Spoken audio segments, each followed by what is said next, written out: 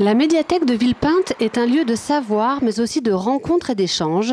Deux services se partagent l'espace, la section ado-adulte et la section jeunesse. Chaque jour, livres, magazines, CD ou DVD sont touchés, feuilletés, regardés, lus ou écoutés. En parallèle des services de prêt, de retour et de mise à disposition des documents, les agents municipaux proposent des activités culturelles aux usagers qui représentent près de 20% de la population villepintoise. L'objectif d'une médiathèque, c'est de développer la lecture publique sur l'ensemble du territoire. Donc, bien sûr, c'est de toucher le maximum de public. Voilà, mais le chiffre est tout à fait satisfaisant par rapport à la moyenne nationale des bibliothèques en France. Ça va être donner envie aux enfants de lire, évidemment, mais plutôt sur un côté lecture-plaisir.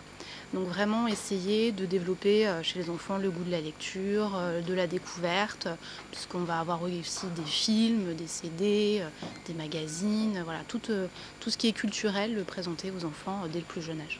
À la médiathèque de Villepinte, tout le monde y trouve son compte. En général, je prends des DVD, des livres pour enfants, des magazines de leur âge. Comme ça, ils peuvent apprendre à lire. J'ai tous mes livres, enfin ceux que j'ai pas chez moi. Des livres de philo, des livres de maths, parce que j'ai un concours blanc, donc faut que j'apprenne. La plus grande, elle trouve son choix au niveau de la médiathèque par rapport à la musique.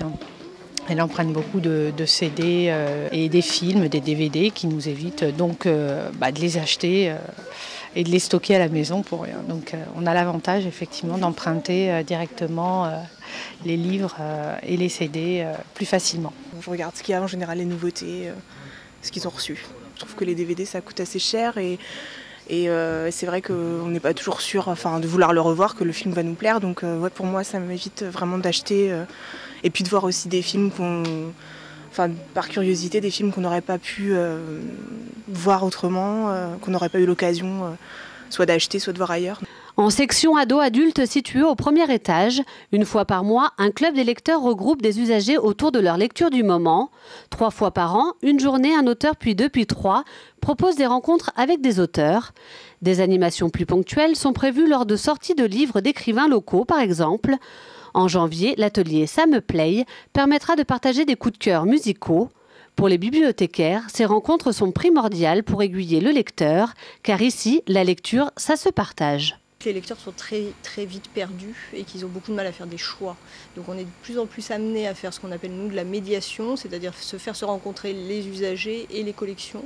Et du coup, les rencontres soit d'auteurs, les discussions, les conférences, les projections permettent aux usagers d'avoir une vraie découverte. Parfois, en tant qu'enfant, on est perdu dans la masse de documents qu'on a, par exemple sur les romans. On ne sait pas trop quoi choisir. En venant au samedi de lire, il y a des enfants du même âge qui peuvent proposer des coups de cœur. Et quand c'est un enfant qui le propose, des fois ça a plus de poids que quand c'est un adulte. Et c'est vraiment partager des coups de cœur qu'on a, qu'on soit enfant ou même bibliothécaire. En section jeunesse, qui s'étend des tout petits jusqu'aux 13-14 ans, les activités sont diverses.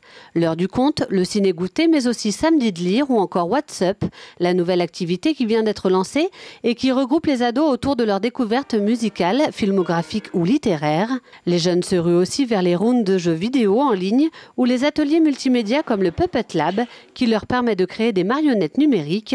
Le but, découvrir, apprendre et manipuler. C'est important de ne pas rester justement ciblé sur le livre, mais de proposer plein de supports différents, que ce soit le support numérique, que des DVD ou des CD, parce que ça permet, pour le numérique en tout cas, d'être vraiment dans l'air du temps. C'est important aussi de pouvoir maîtriser les outils numériques. Et dès le plus jeune âge, s'ils savent se servir d'un ordinateur, aller sur Internet, c'est important de savoir s'en servir en tant qu'outil pour eux et puis dans leur vie future évidemment de citoyens. Au fil des ans, la médiathèque de Villepinte a su créer des rendez-vous incontournables. En novembre, 3 projections ont marqué la 14e édition du mois du film documentaire. En juillet, ce sont les petits Villepintois qui sont venus tous les après-midi pour créer des bandes dessinées de l'atelier manga. Gratuite et ouverte à tous, la médiathèque de Villepinte s'adapte au gré de la demande et des curiosités.